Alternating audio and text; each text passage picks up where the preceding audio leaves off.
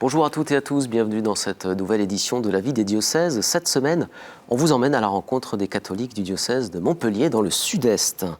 Diocèse donc situé dans le département de l'Hérault, dans l'Occitanie. L'Hérault c'est la formule consacrée, un amphithéâtre tourné vers la mer, avec évidemment aussi ses plages et ses stations d'été bien connues, le Cap d'Agde, la Grande Motte. C'est le 4e département le plus touristique de la France métropolitaine.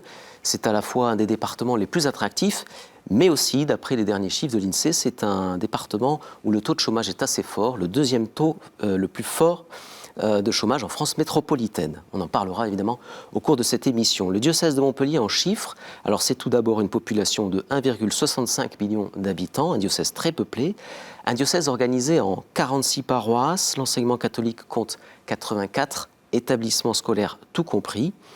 Et alors l'Église catholique dans l'Hérault compte 94 prêtres en activité, religieux et séculiers.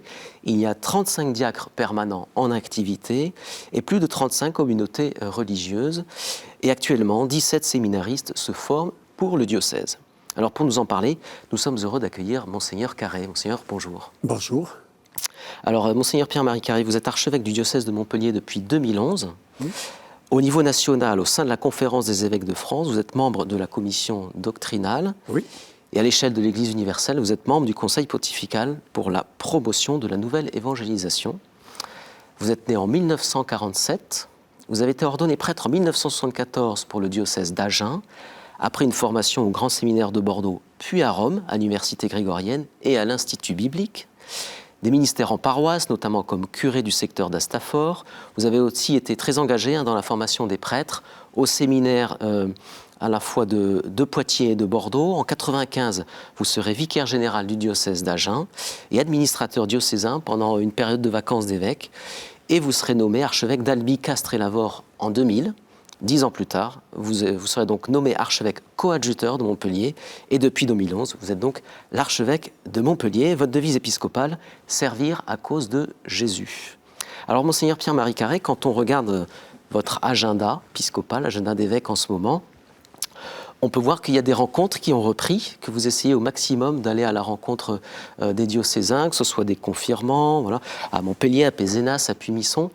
Est-ce que c'est important pour vous, malgré ce contexte qui rend les choses alors possibles mais difficiles, d'aller justement à la rencontre en présentiel, comme on dit maintenant? Est-ce que c'est vital?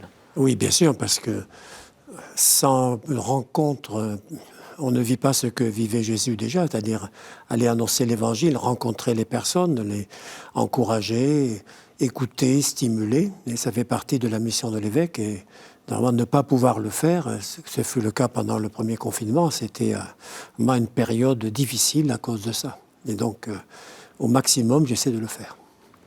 Comment ça se passe? Les gens le font avec beaucoup d'attente, avec Alors, il y a encore un peu de crainte. Hein, certains hésitent encore à venir ou ont peur que toutes les gestes barrières ne soient pas respectés. Mais en même temps, tout en voulant rencontrer les personnes, bien sûr, nous respectons tous les gestes barrières demandés. Ça va sans dire. Hein. Ça va peut-être encore mieux en le disant. Voilà. Et puis ensuite, pouvoir rencontrer, échanger et stimuler. C'est aussi l'objet de la lettre pastorale que j'ai faite, dont on parlera tout à l'heure. Tout à fait, on va en parler au cours de cette émission, une récente lettre pastorale. Comment, avec les prêtres particulièrement, vous avez gardé le lien, notamment alors pour le respect des gestes barrières dans les églises, mais aussi parfois de manière plus sur un registre humain, dans la période alors confinement strict et même semi-confinement, si je puis dire? Alors, confinement strict, c'était difficile, hein, bien sûr. Nous restions... le déplacement était restreint. Hein, je restais sur la commune de Montpellier, qui est de loin la plus grande, bien sûr. Hein. Mais ensuite, maintenant, nous avons, bien sûr, depuis déjà presque un an, repris les rencontres du Conseil du Presbytérium, et, donc avec un groupe de prêtres qui s'est réuni régulièrement. Et je leur avais demandé, faut-il se réunir en faisant des rencontres virtuelles ou se rencontrer physiquement? L'avis a été unanime, il faut se rencontrer physiquement, ce qu'on a pu faire à la maison diocésaine. Voilà, par exemple, un exemple. Alors dans ce contexte, l'Église catholique de l'Hérault n'oublie pas les plus démunis de la région, et c'est important en particulier en ce moment. Alors il y a une structure qui existe depuis 2005, la Halte Solidarité, qui a donc été créée par Monseigneur Jean-Pierre Ricard quand il était évêque de Montpellier. Aujourd'hui, ce lieu d'accueil continue sa mission auprès des plus démunis, au cœur de la ville de Montpellier. Épicerie solidaire, repas à bas prix, bagagerie, dispensaire médical, douche. Alors il y a 3 associations qui travaillent en commun pour offrir finalement une palette de services complémentaires aux personnes qui s'y rendent. Alors pour mieux le comprendre et mieux le découvrir, je vous propose de voir ce reportage d'Ophélie Marien. À la halte Solidarité, dans le centre de Montpellier, 3 associations se sont regroupées au même endroit pour accueillir au mieux les personnes de la rue. Du côté de la société Saint-Vincent-de-Paul, on s'active ce matin en cuisine pour préparer des repas avant 11h30, quand arriveront les premiers accueillis. 300 repas par jour sont confectionnés ici par des bénévoles avec les denrées d'une banque alimentaire. Donc souvent il y a plusieurs types d'entrées puisque du coup on adapte avec ce que l'on a. Et le chef, pareil, dans la conception des repas, ça change tous les jours.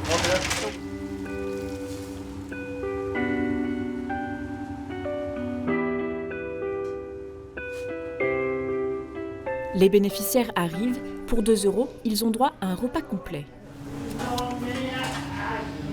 Vous voulez de soupe ? Soupe. Ah ouais. Là, vous voyez. Pour moi, c'est copieux, tout ça. Bon appétit, monsieur. Merci. Et c'est pour ça qu'on n'embête pas les gens ici parce qu'ils sont très sympas avec nous que si on les cherche, la galère.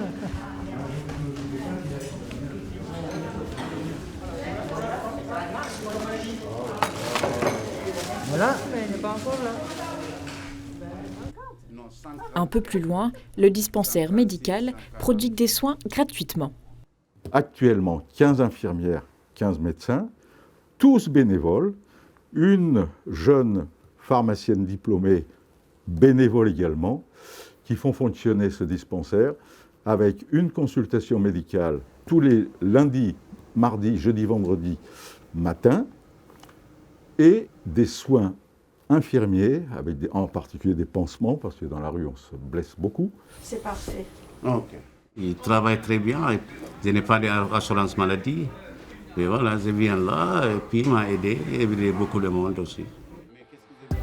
La synergie des 3 associations, aux compétences différentes mais complémentaires, permet de créer un endroit de confiance pour les personnes accueillies. Le Secours catholique propose de son côté un accueil de jour, avec entre autres des douches, des dons de vêtements ou une bagagerie, mais le principal n'est pas là pour Vincent, le coordinateur de cet accueil de jour. Nous efforçons d'avoir une attitude d'accueil, d'écoute et de partage, et non pas seulement de distribution, de nourriture ou autre. Ce n'est pas du tout le principal de notre action. La halte devient un lieu qu'ils s'approprient, dans lequel ils ont confiance. Ils ont confiance dans le lieu, ils ont confiance dans les personnes qui y sont, et ainsi peuvent renouer des liens sociaux qui bien souvent se sont rompus du fait de leur histoire, de différentes aventures qu'ils ont pu vivre. Depuis 15 ans, c'est un lieu unique où collaborent 3 associations pour offrir le plus de services possible aux personnes qu'elles accueillent.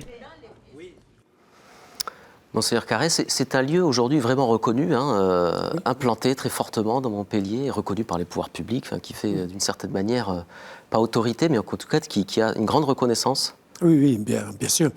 Et je suis allé, entre autres, pas seulement à ces occasions-là, mais pour des rencontres publiques et officielles, pour des anniversaires, pour les 15 ans, par exemple. Et il y avait le préfet, le député, le maire, toutes les autorités étaient là pour montrer leur soutien, montrer comment c'était important dans la ville.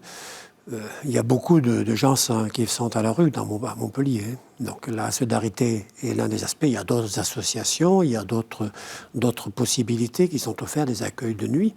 Et tout cela fait partie de ce que l'Église et d'autres associations veulent faire pour ne pas laisser des gens en précarité ou laisser même seuls, ou voire même mourir dans la rue. Est-ce que depuis le début, en gros une quinzaine d'années, il y a des nouvelles pauvretés ou nouvelles précarités qui, en particulier sur cette grande ville de Montpellier, qui sont apparues, j'allais dire, et en réponse quelque chose d'innovant de la part de la halte Solidarité? Est-ce que... ce qu'on me dit, il y a davantage de femmes à la rue, et parfois de femmes avec des jeunes enfants. Et donc ça, c'est une dimension nouvelle. Alors, la halte s'occupe de l'accueil de jour, mais c'est vraiment important de pouvoir avoir l'occasion de se doucher si on le veut, de pouvoir manger, de pouvoir aussi, à l'entrée, le reportage de la Padille, il y a un chenil aussi pour déposer les chiens, il y a souvent des chiens qui sont là. Voilà, une manière de manifester vraiment l'accueil, la prise en compte des personnes telles qu'elles sont. Et moi, je félicite vraiment tous ceux, vous avez entendu, tous les bénévoles qui sont là, et tous ceux qui donnent de leur temps, de leur amour, de leur présence, et chaque jour, pendant des années, pour être là, pour faire la cuisine, pour accueillir, pour être disponible. Enfin, c'est vraiment pour soigner. C'est vraiment très bien. Notamment, alors il y a le monde étudiant qui est très important à Montpellier, puisque, en gros, si j'ai bien compris, en 10 ans, il y a eu 30% d'étudiants en plus, c'est à peu près 20% de la population de la ville. Oui. Comment il y a une aumônerie étudiante, mais il y a aussi sur des questions de précarité étudiante des choses très importantes. Comment l'Église a essayé de maintenir le lien avec ce monde étudiant? Vous avez, j'imagine... Voilà, l'aumônerie des étudiants a aussi mis en œuvre une sorte d'épicerie sociale, si je puis dire, de distribution de nourriture, non pas de repas tout faits, mais de nourriture. Et alors là encore, il y a d'autres associations qui font des choses, heureusement, parce que il y a de grands besoins. Et puis aussi l'accueil, parce que se nourrir est une chose, mais vivre la solitude, vraiment être seul dans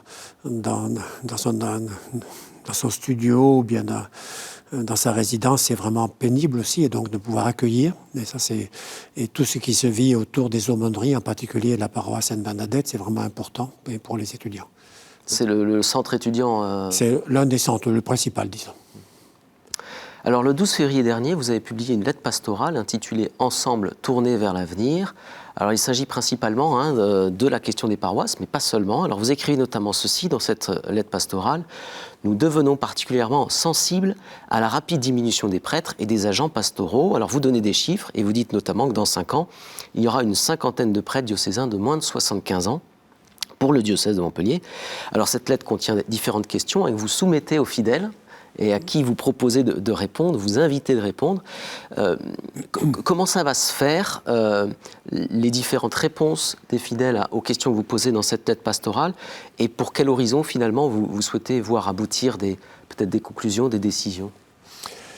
Alors, donc c'est proposé, ça passe essentiellement par les paroisses, pas uniquement les paroisses, les mouvements, les services, mais j'accorde une grande importance aux paroisses parce que c'est par là que se vit la plus grande proximité, la plus grande relation. Alors, le but n'est pas, je n'ai pas comme visée d'arriver d'ici 1 an à modifier nécessairement la carte des paroisses, mais plutôt de permettre à chacun de prendre conscience de la situation.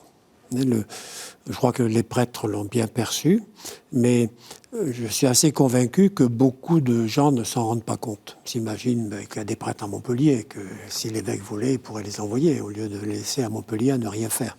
Ce qui n'est pas vrai, bien sûr. Voilà, donc prendre en compte la situation et puis essayer de faire des propositions, alors des propositions qui soient réalistes, bien sûr, mais tous ceux qui seraient de l'ordre, il n'y a qu'à faire ceci, il n'y a qu'à faire cela, c'est un peu facile. Mais des propositions réalistes pour prendre en compte vraiment, réellement notre situation. Le pape François le dit, la logique du « on a toujours fait comme ça » n'est plus possible, nous le percevons bien, et donc c'est de prendre à bras le corps cette situation. L'avenir appartient à Dieu, c'est sûr, mais je pense qu'en nous impliquant, mais nous aussi, nous sommes prêts à collaborer à ce que le Seigneur attend de nous. Donc pas de timing, si je puis dire, prédéfini pour l'instant. Alors, le timing, c'est les réponses. Je souhaite qu'on puisse avoir les réponses pour la Pentecôte.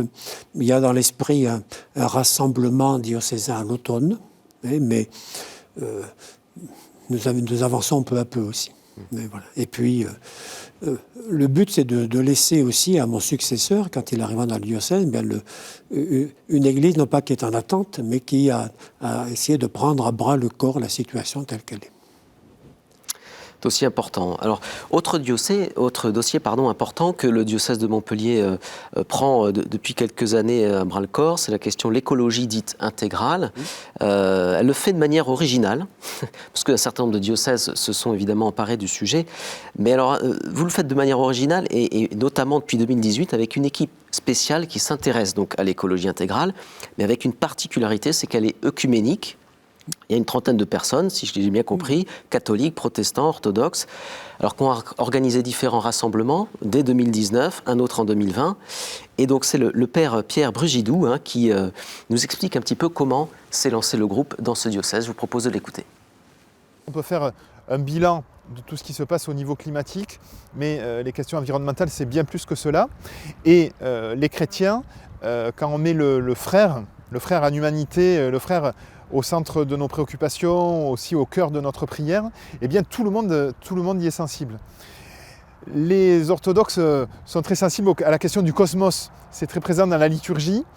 Et puis les protestants sont très attentifs aussi aux questions de solidarité, de charité qu'ils pratiquent.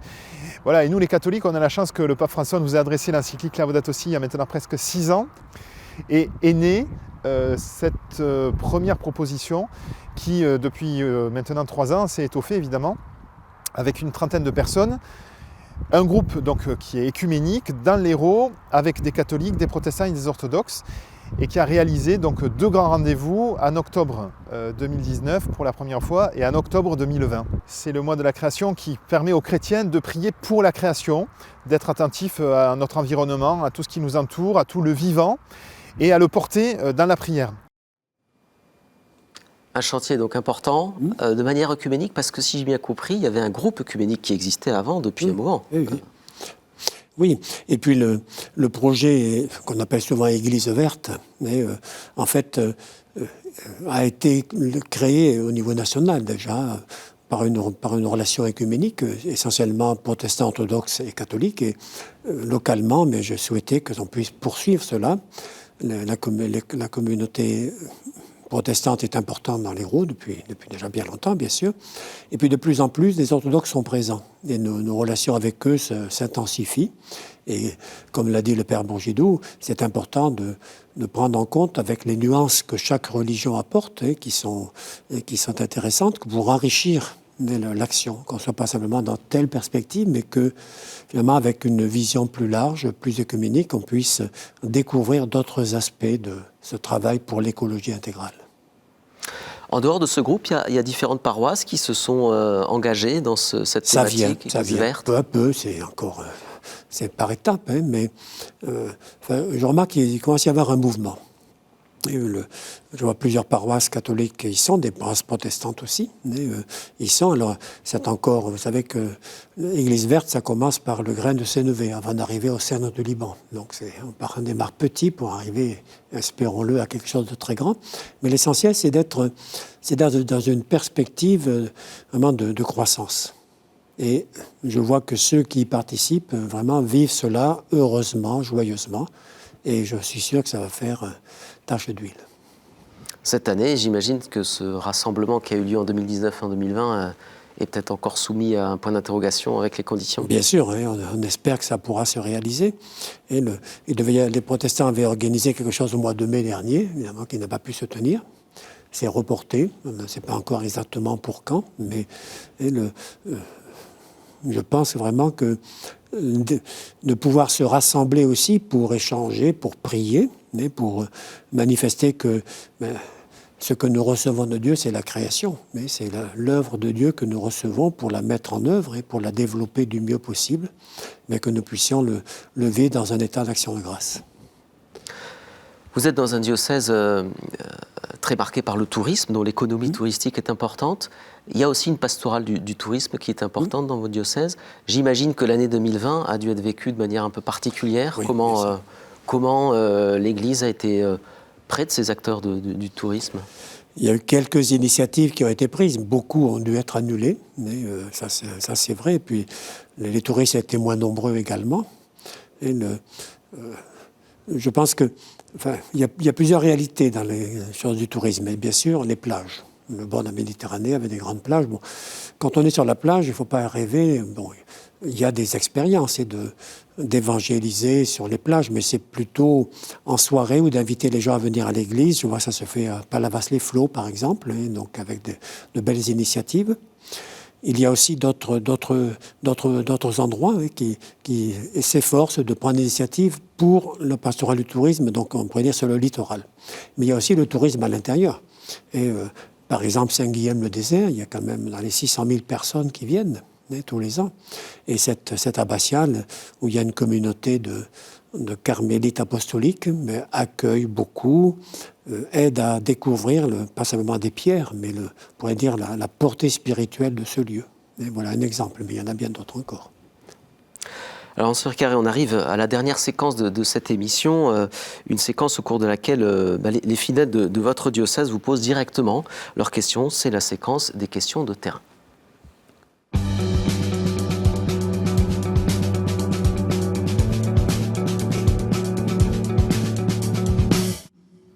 Alors, une première question de Laurence, qui est bénévole depuis 5 ans à la Halte Solidarité. Bonjour Monseigneur, je voulais savoir si, quand vous serez en retraite, vous continuerez à maintenir le lien avec la Halte Solidarité. Et voilà, c'était ma question. Très bien, merci. Bonjour Monseigneur Carré, et si c'est le cas, de quelle façon souhaitez-vous maintenir le lien avec la Halte Solidarité? Voilà. Voilà, Laurence et Isabelle vous ont posé chacune leurs questions. Merci à Laurence et à Isabelle. Alors, c'est vrai que c'est l'occasion de dire que j'aurai 75 ans dans un peu plus d'un an. Mais donc, forcément, c'est l'âge où on a remis sa démission au Saint-Père, qu'il accepte, on pourrait dire, au moment où il veut. Mais bien sûr, donc ça dépend de lui. Mais, alors, bien sûr, la solidarité, je suis venu à bien des reprises, et c'est important pour moi que d'y aller. Je ne peux pas dire, bon, j'aurai un successeur, donc je lui laisserai la place, je ne vais pas prendre sa place et aller empiéter sur ce qui lui revient de droit. Mais j'aimerais bien savoir ce qui continue à s'y faire, et puis quand j'aurai l'occasion de repasser à Montpellier, je n'exclus pas de venir donner un petit bonjour. Maintenant, je pense me retirer à Lot-et-Garonne. Il y a aussi des initiatives qui sont prises pour les personnes démunies, et donc de m'y investir plutôt davantage là-bas. Voilà comment je répondrai avec nuance. Une deuxième question qui vous est posée par Guy, qui est retraité. Bonjour Monseigneur. Je vais vous poser une question qui me turlupine depuis un bout de temps. C'est quelle est la place des femmes dans l'Église aujourd'hui? 90% de l'assistance est féminin et personne pratiquement dans le chœur. Et maintenant, je crois que ça me choque. Ça a d'autant plus choqué ma femme qu'elle a perdu la foi. Donc, ma question, c'est quand est-ce qu'on peut espérer avoir une vraie place pour les femmes dans l'Église? Merci. Merci de votre question. La question est à la fois simple et complexe. Alors, que veut dire avoir une vraie place? Des responsabilités, je veux dire, dans le diocèse de Montpellier, il y en a de nombreuses et d'importantes qui sont tenues par des femmes. Par exemple, la responsabilité du service de catéchèse et de catéchuménat, mais pour prendre un exemple. Il y a peu, tout le service de l'enseignement catholique était tenu par aussi une dame. Voilà des exemples. Donc, ensuite, dans votre question, il me semble que vous parlez du cœur de l'Église et puis de la nef. Alors, il est certain que je pense que les prêtres doivent être vigilants aussi à faire que la place des femmes puisse être davantage développée. Et tout récemment, vous le savez peut-être, le pape François a proposé que les femmes puissent recevoir les ministères de lecteurs et d'acolytes. Mais ça fait partie du ministère de l'autel aussi. Voilà un exemple, mais pour répondre un peu à votre question. Mais ce serait évidemment plus facile de pouvoir se parler en tête-à-tête que de se parler par caméra interposée. Pour rebondir juste sur cette question-là, c'est quelque chose que, dans les différentes structures de responsabilité de votre diocèse, que vous avez en tête quand il faut faire des nominations, notamment conseil épiscopal, responsabilités diverses? Ce qui dépend de moi, c'est surtout le conseil épiscopal. Et de fait, il y a 2 personnes et 2 femmes qui font partie, qui sont membres, dont la responsable de l'aumônerie des hôpitaux et des cliniques, Jeanne Montbély. Donc elle a aussi une mission importante.